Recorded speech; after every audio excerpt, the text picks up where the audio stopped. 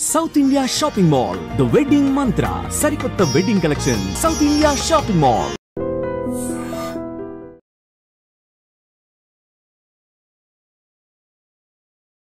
నుంచి ప్రజల దృష్టిని మరల్చాలని ప్రయత్నం చేసినా మల్లనీయం ప్రజల తరపున అడుగుతూనే ఉంటాం.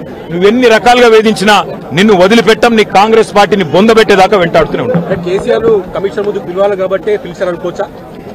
కేసీఆర్ గారు తెలంగాణ చరిత్ర.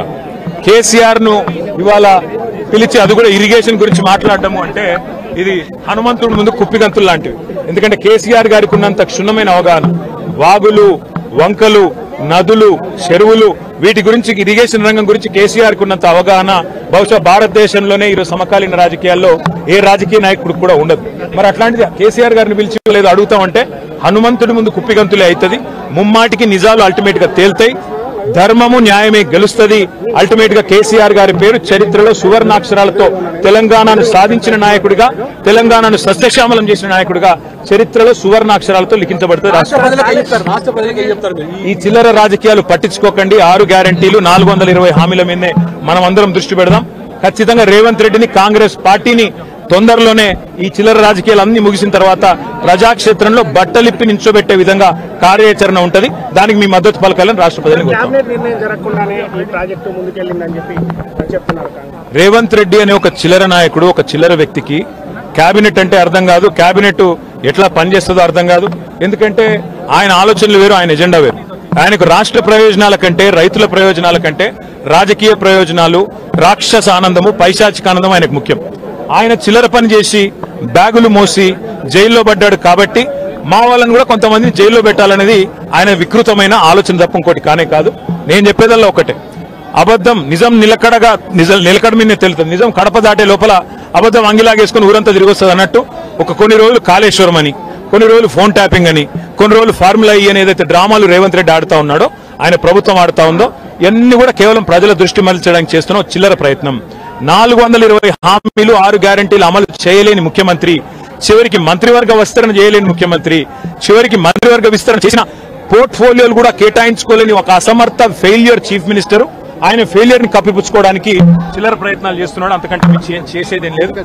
కేసీఆర్ గారితో ఇరిగేషన్ గురించి మాట్లాడడం అంటే హనుమంతుడి ముందు కుప్పిగంతులాగా ఉంటుంది. ఎందుకంటే కేసీఆర్ గారికి సమకాలీన రాజకీయాల్లో భారతదేశంలో ఆయనకున్నంత క్షుణ్ణమైన అవగాహన, నదులు, వాగులు, వంకలు, చెరువులు ఏం చేయొచ్చు అనేది, ఏం చేసి చూపెట్టిందో కూడా కేసీఆర్ నాయకత్వం తెలంగాణ ప్రజల ముందే ఉంది. బ్రహ్మాండంగా తెలంగాణను 1 కోటి ఎకరాల మాగాణం చేసి వరిధాన్యం ఉత్పత్తిలో పంజాబ్ ను, హర్యానాను దాటిపోయి తెలంగాణ అనే కరువు పాలిత ప్రాంతాన్ని ఇవాళ భారతదేశంలో అగ్రభాగాన్ని నిలబెట్టినందుకు కేసీఆర్ గారికి నోటీసులు ఇస్తారా?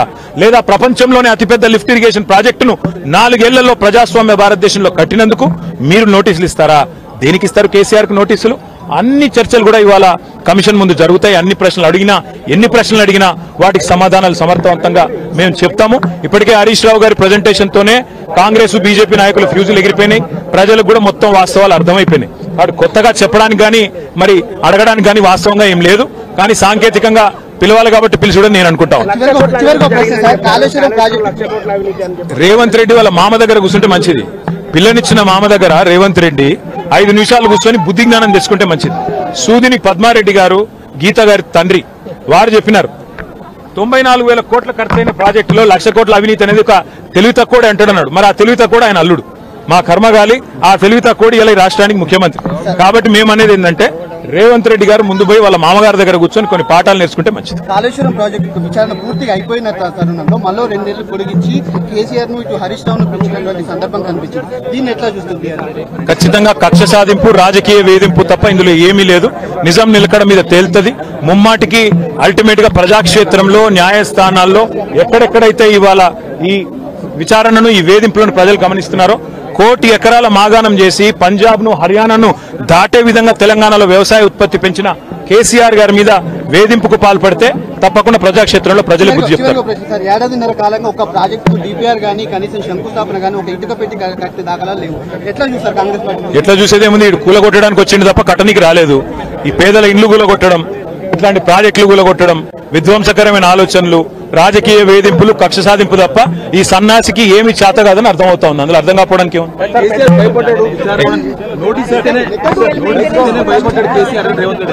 100 జన్మలెత్తినా 100 జన్మలెత్తినా రేవంత్ రెడ్డి అనే చిల్లరగానికి కేసీఆర్ గొప్పతనం అర్థం కాదు. రేవంత్ రెడ్డి గురువు, ఆయన జేజమ్మతోనే కొట్లాడినోడు కేసీఆర్, ఆ జేజమ్మని ఇక్కడి నుంచి తరిమేసినోడే కేసీఆర్. కాబట్టి రేవంత్ రెడ్డి అనే చిల్లరగాడు ఏం మాట్లాడినా, ఆయన చిల్లర ప్రభుత్వం ఏం చేసినా కేసీఆర్ ఎంటిక కూడా పీకలేరు.